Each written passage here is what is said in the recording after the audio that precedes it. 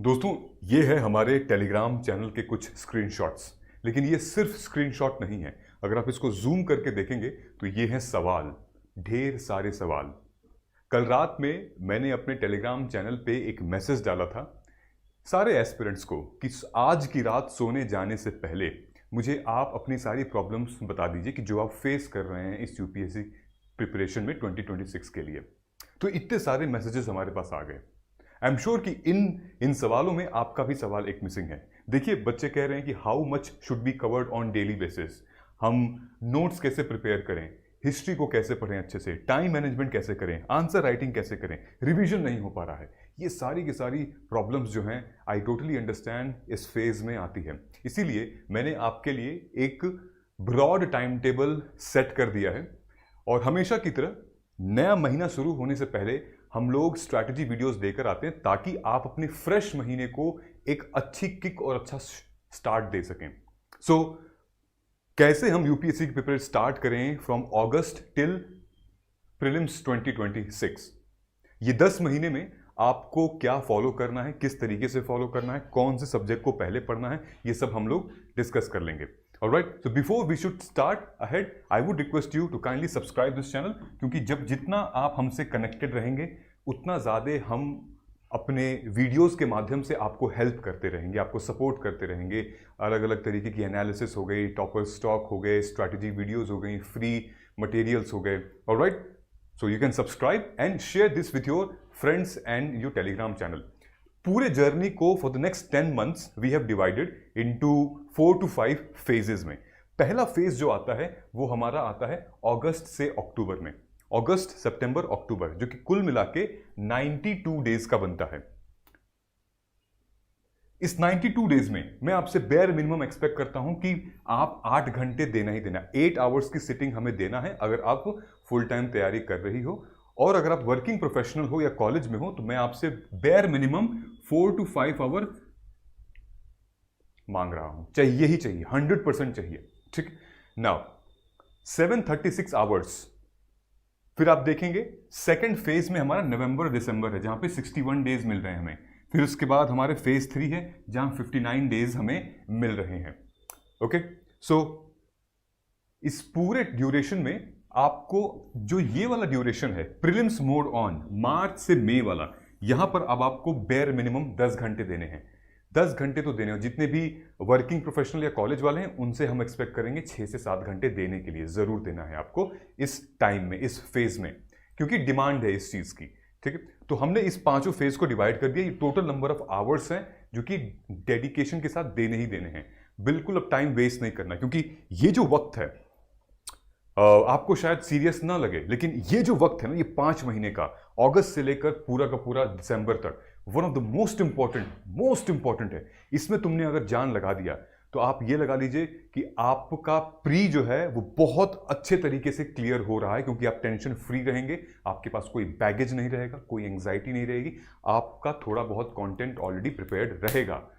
ठीक है, सो ध्यान से, ये 5 महीने बहुत इंपॉर्टेंट है गाइज। आई नो कि बहुत सारे फेस्टिवल्स हैं, बड़ी सारी छुट्टियां होंगी, विंटर का सीजन आएगा, लेकिन this is very very important time. Let's see this. So समझ में आ गया? सो ये 5 फेज। नाउ जनवरी खत्म होने से पहले, ध्यान से सुनिएगा, जनवरी खत्म होने से पहले आपको ये सारी चीजें खत्म हो जानी चाहिए, रेडी हो जानी चाहिए। क्या क्या है ये सारी चीजें? ध्यान से देखिएगा, ध्यान से देखिएगा कौन कौन सी वो सारी चीजें हैं जो कि रेडी हो जानी चाहिए। Number 1, be mains ready. आपको मेंस रेडी हो जाना है। मेंस रेडी के लिए मैंने एक वीडियो बनाई थी, ये वाली, अभी भी इसी चैनल पे अपलोडेड है। वीडियो सेक्शन में जाइएगा, प्लीज जाके इस वीडियो को देखिएगा एंड टू एंड। ठीक है, एंड टू एंड देखेंगे तो आपको पता चलेगा कि हम मेंस रेडी, अगले 5 महीने में हम कैसे मेंस रेडी हो सकते हैं। तो इस वीडियो में मैंने बहुत डिटेल में बताया हुआ है, आपके लिए ही बताया हुआ है, तो जरूर जाके देखिएगा। इस वीडियो के एंड में इसकी लिंक हम लगा देंगे, आप जरूर देखिएगा। उसके बाद ऑप्शनल, आपका ऑप्शनल फिनिश हो जाए एटलीस्ट 70%, या पेपर 1 पूरा खत्म, या पेपर 1 और पेपर 2 के साथ थोड़ा बहुत आपको फिनिश करना पड़ेगा। So optional 70% should be finished, okay, when we talk about your answer writing, your note making, your PYQ। उसके बाद जीएस के लिए आपकी आंसर राइटिंग होनी चाहिए। हर सब्जेक्ट के एटलीस्ट 20 आंसर्स आपको लिखने हैं, हर सब्जेक्ट के। लगभग 15-16 सब्जेक्ट है हमारे, जीएस पेपर 1 से लेकर जीएस पेपर 3 तक, आपको इंक्लूडिंग 4 एज वेल, आपको हर एक सब्जेक्ट के 20-20 आंसर्स लिखने हैं, ठीक है। उसके बाद एटलीस्ट आपके नोट्स प्रिपेयर हो जाने चाहिए माइक्रो थीम्स पे। ये माइक्रो थीम्स क्या हैं? ये पीवाईक्यूज की माइक्रो थीम है, उन पर नोट्स प्रिपेयर हो जाने चाहिए। ये सब मैंने उसमें बताया है मेंस रेडी में। और लास्ट 10 इयर्स के प्री और मेंस के पीवाईक्यू की एनालिसिस आपको कर लेनी है। ये बेयर मिनिमम है। जनवरी से पहले अगर आप ये खत्म कर लेंगे तो आप टेंशन फ्री रहेंगे for your pre preparation, pre modes में आने के लिए, ठीक है। लेकिन जानते हो फर्क कहां होता है? बच्चे क्यों नहीं क्लियर कर पाते हैं, सीरियस क्यों नहीं होते हैं? क्योंकि कुछ कैंडिडेट जो कि देयर आर चेकलिस्ट वो करते हैं और आप नहीं करते हैं। क्या डिफरेंस है ये देखिए, एक रैंकर में और आप में, या एक ऐसे कैंडिडेट में जो कि बहुत सीरियस है और मेरी बातों को मान रहा है, और वो जो कि नहीं मान रहा है, वो वीडियो देख के निकल गया ऐसे ही। क्या डिफरेंस है पता है? मैं आपको बताता हूं, ध्यान से देखिएगा। ये क्या है? सिलेबस के एनालिसिस। अभी अगर मैं कह दूं आपसे, ऑनेस्टली बताना, बिल्कुल कसम खा लो, सच बताना, अगर मैं बोल दूं कि जीएस पेपर 1, 2, 3 और 4 की सिलेबस राइटिंग करो और वो भी 15 मिनट में, would you be able to do it? तुम छोड़ो, तुम सिर्फ जीएस पेपर 3 की सिलेबस राइटिंग करो, शब्द टू शब्द, एक एक वर्ड जो सिलेबस में लिखा है वो लिख के दिखाइए। आप क्या आप कर लोगे? Pause this video and think about it. 90% aspirant जो है वो नहीं लिख पाएंगे, मैं आपको बता रहा हूं। 90% एस्पिरेंट नहीं लिख पाएंगे, नहीं पता उनको, सिलेबस बस चल रहा है। Syllabus is very important. उसके बाद आप नहीं करते हो, वो लोग कर लेते हैं। अपने रिसोर्सेज को ऑर्गेनाइज, 5 महीने तो हम लगा देते हैं कि क्या पढ़ें, क्या देखें, कौन सा रिसोर्स, बाकी रिसोर्स सब वही है, सब वही चल रहा है, ठीक। एंड देन पीवाईक्यू की analysis, nobody is doing it. कोई नहीं कर रहा पीवाईक्यू की एनालिसिस। क्यों नहीं कर रहे हैं आप लोग? ये सबसे इंपॉर्टेंट है, ये टॉप 3 में से है, ये one of the most important. उसके बाद बफर टाइम, कोई हम अपने बफर यानी कि रिजर्व टाइम नहीं रख रहे हैं। रिजर्व टाइम रखना चाहिए ताकि आपका बैकलॉग वगैरह रहे तो हम उसमें क्लियर कर सकें, ठीक है। प्रायोरिटी सब्जेक्ट, कौन से सब्जेक्ट को प्रायोरिटी, किसके ज्यादा पढ़ना है, किसको कम पढ़ना है, आप लोग नहीं करते, वो कर लेते हैं। पर्सनल गाइडेंस, चाहे आपका कोई मेंटोर हो या कोई पीयर हो या कोई बड़े भैया हो या कोई सेलेक्टेड हो, किसी से जरूरी है, या आपके खुद की फैकल्टी हो, ये जरूरी है। क्योंकि वो बातें जो आप शायद लेक्चर्स में नहीं बताती जाती हैं, वो आप पर्सनल गाइडेंस में पूछते हो। परफॉर्मेंस की ट्रैकिंग, आप खुद ही ट्रैक करिए अपने परफॉर्मेंस को कि पिछले 1 हफ्ते में मैंने क्या किया, क्या क्या सब्जेक्ट पढ़ा, क्या मॉक्स में आए थे।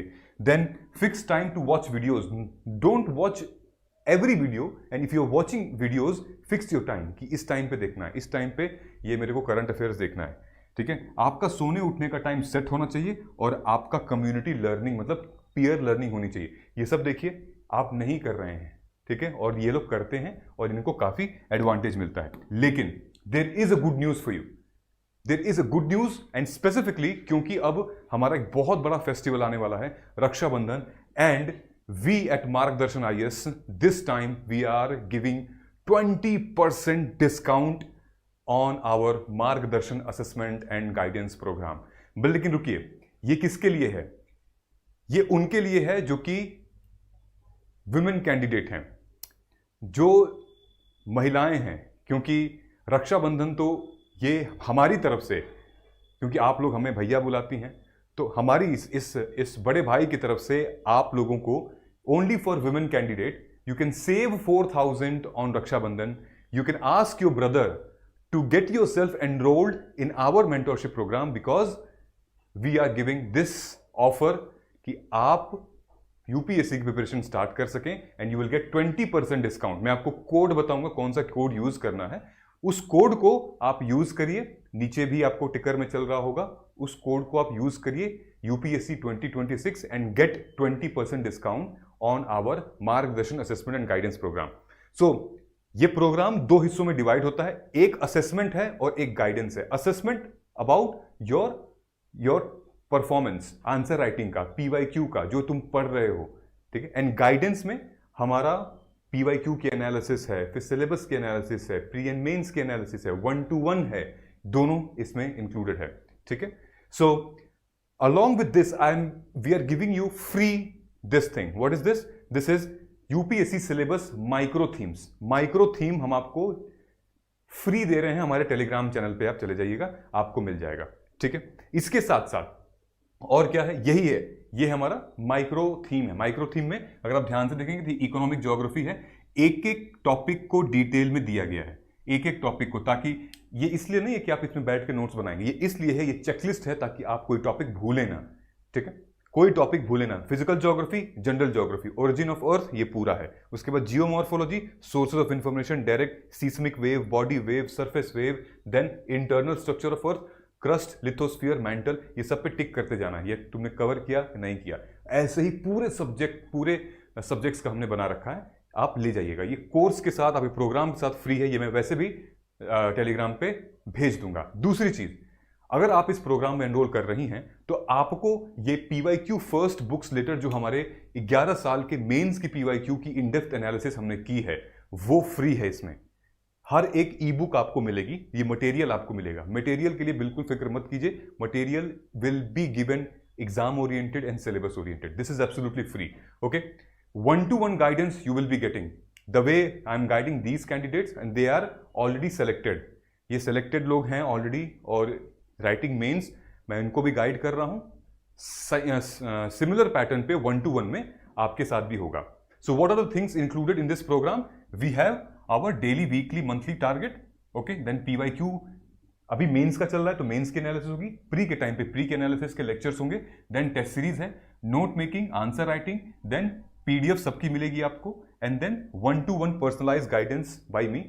आपको एटलीस्ट महीने में 2 से 3 बार आप 1-to-1 कनेक्ट हो सकते हैं for at least 1 hour, 1.5 hour, and get yourself your answers copy checked, जो भी है आप जो भी कर सकते हैं, ठीक। And then very important, which is your tracking, ठीक है।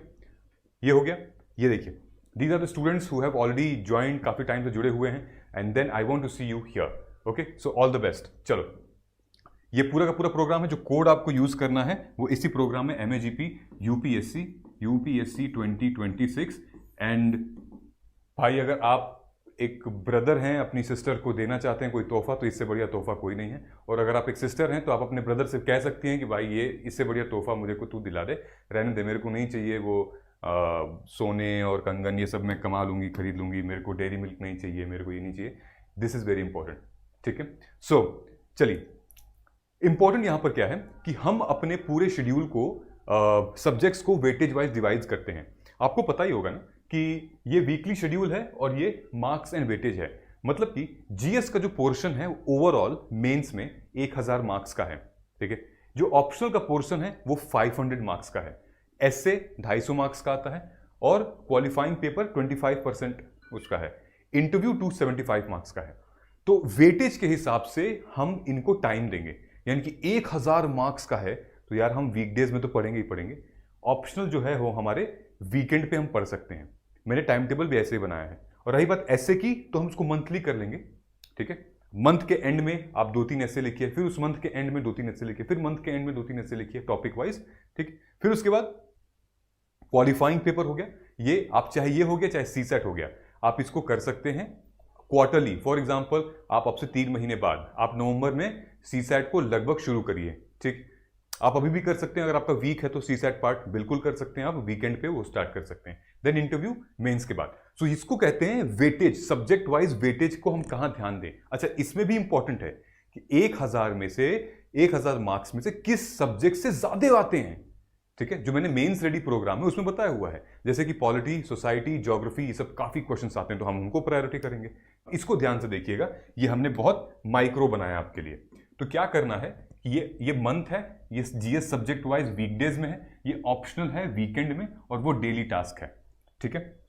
तो करना क्या है, नंबर 1, अगस्त में आपको उठाना है पॉलिटी और गवर्नेंस, सिर्फ पॉलिटी और गवर्नेंस। क्यों?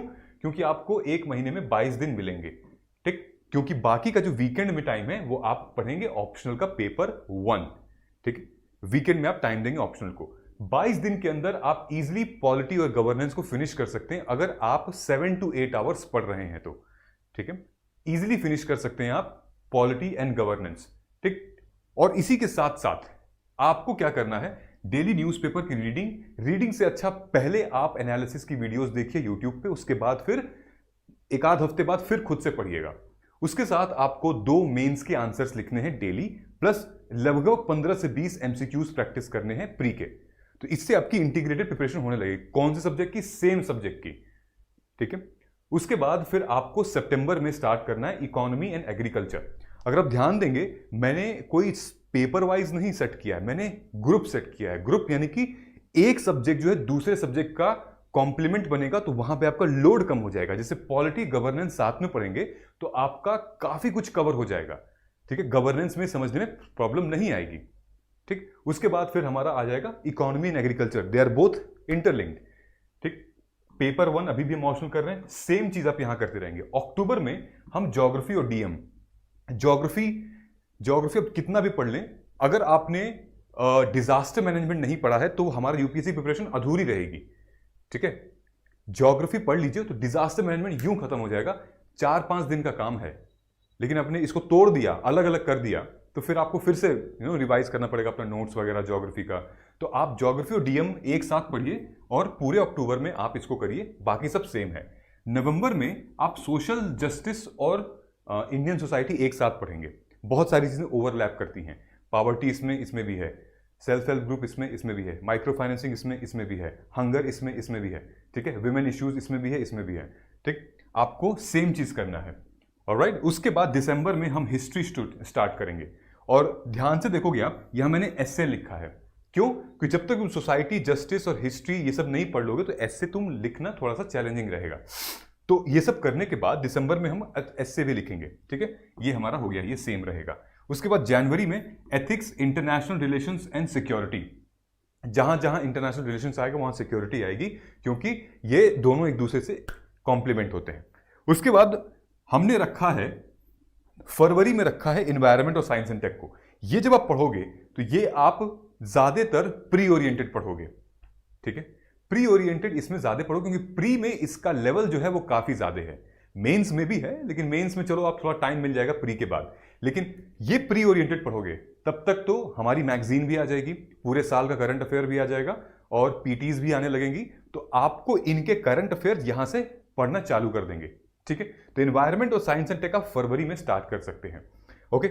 उसके बाद मार्च, अप्रैल, मई में हमने क्या किया है, PEGH, यानी कि यहां से पॉलिटी, इकोनॉमी, ज्योग्राफी, हिस्ट्री पूरे 30 दिन में, 30 डेज में, यानी कि आपको मार्च, अप्रैल, मई, ये आपके पास 3 महीने मिले हैं। इस 3 महीने में आपको 2 से 3 बार रिवाइज करना अपना कंटेंट, यहां आप कंपाइल करना शुरू करेंगे। विच मींस कि अब मार्च में आप पॉलिटी, इकोनॉमी, ज्योग्राफी, हिस्ट्री 30 दिन है, 7-7 दिन दीजिए, 7 days give to each subject, और सबको एमसीक्यू के फॉर्म में, पीवाईक्यूज के फॉर्म में पढ़िए और नोट्स प्रिपेयर करिए, ठीक है। ये 4 हो गए। उसके बाद अप्रैल में आपको आएगा environment, science and tech, IR और कल्चर।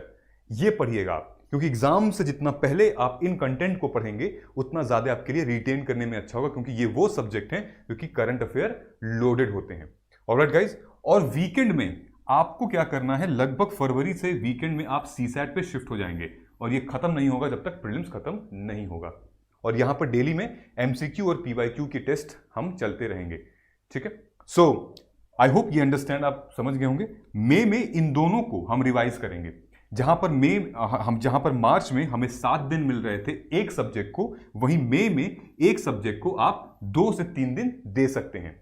24 तारीख को पेपर है हमारा, और अगर हम 22 तारीख को भी कहें, 7 पेपर्स हैं मेजरली इन प्रीलिम्स, 7, 3, 21। तो ऑलमोस्ट एक पेपर, एक सब्जेक्ट को 3 दिन आप देंगे तो चीजें कवर हो जाएंगी लास्ट मोमेंट पे, ठीक है। तो हमने 3 बार रिवाइज किया है। कहां पे? एक तो हम यहां रिवाइज कर रहे हैं, ठीक है, हम यहां कंटेंट पढ़ रहे हैं, नोट्स पर प्रिपेयर कर रहे हैं लगभग दिसंबर, जनवरी तक। दूसरी बार हमने मार्च और अप्रैल में कर लिया। तीसरी बार हमने लास्ट में मई में कर लिया।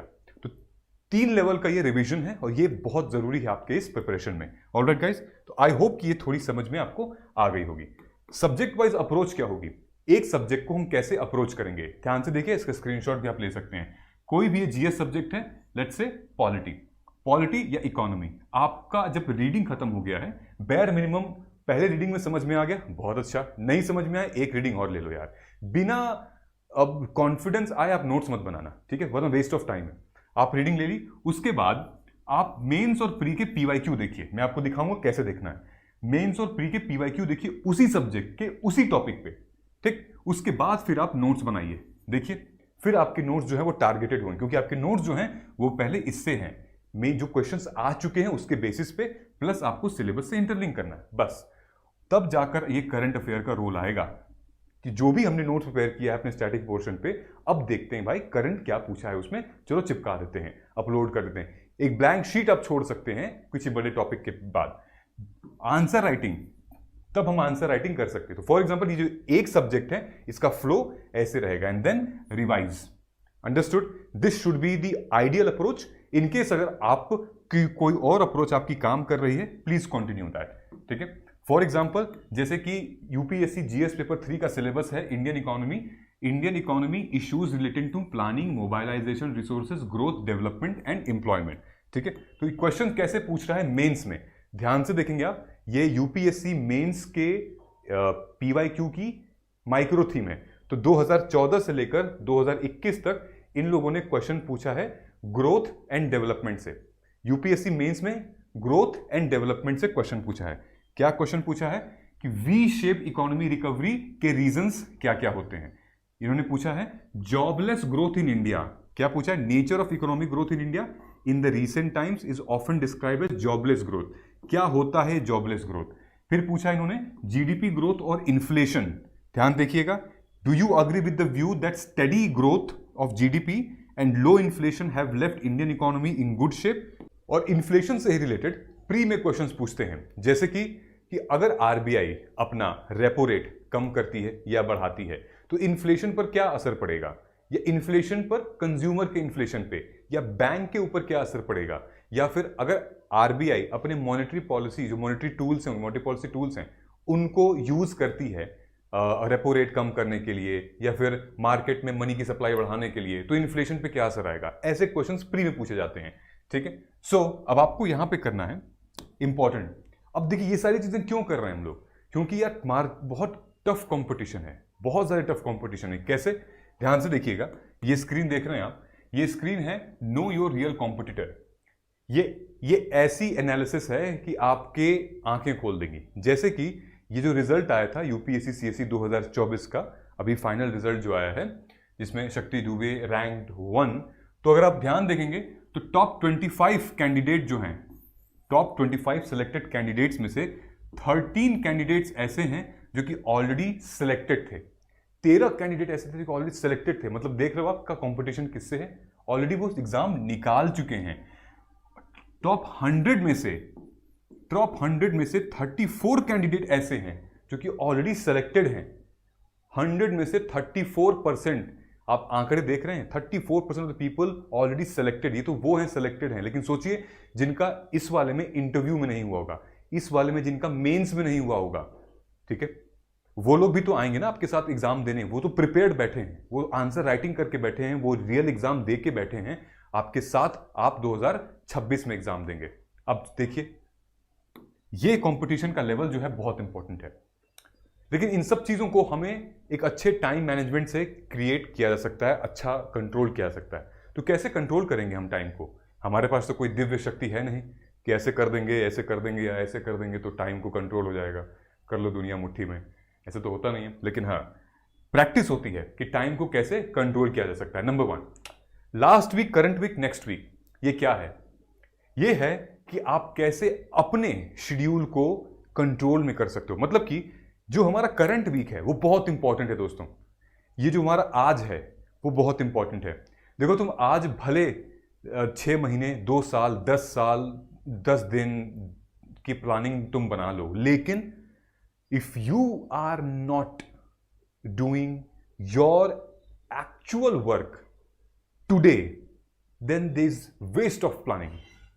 मतलब कि सोने के बाद आपका पूरा टाइम जो है, मतलब सोने के बाद और उठने के बाद आपका पूरा time should be on this, कि कैसे आप अपने गोल को अचीव करने में आज का यूटिलाइजेशन कर रहे हैं। अगर आपने अपने गोल को अचीव करने में आज का यूटिलाइजेशन नहीं किया तो फिर आप भी उसी भीड़ में हो, आप कोई स्पेशल केस नहीं हो, you are not a new people, आप भी उसी भीड़ में हो। So the best thing is to start preparing for UPSC, and the best time is today, now.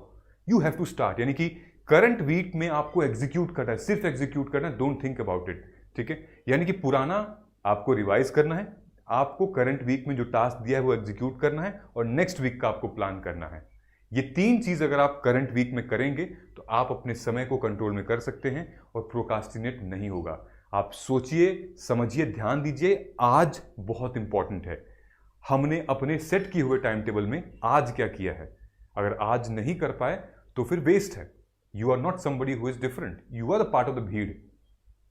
Okay, and last but not the least, if you are enrolling in our Margdarshan assessment and guidance program, जिसके बारे में हम बात की है, और अगर आप हमारे इस करंट अफेयर सेशन में एनरोल हो रहे हैं, then there is again a big discount for you, only in 2499, only if you have already availed for Margdarshan assessment guidance program, और आप इसको अवेल करना चाहते हैं, then you will be getting this entire program current affair का 2499, जो कि आपके मेंस और प्री, यानी कि अभी जो चल रहा है दिसंबर तक, और प्री, पूरा प्री, ये पूरा पढ़ाया जाएगा। ये वीकली करंट अफेयर का प्रोग्राम है, जिसमें कि हम PYQs को ध्यान में रखते हुए, करंट अफेयर को ध्यान में रखते हुए, और स्टैटिक पोर्शन, करंट पोर्शन को मिला के सेशन लेते हैं। वीकली 2 से 3 घंटे का सेशन होता है, और आप आइए इजीली, ये सारे जगह का न्यूज कवर किया जाता है, PIB, Yojana, Kurukshetra, Indian Express and the Hindu.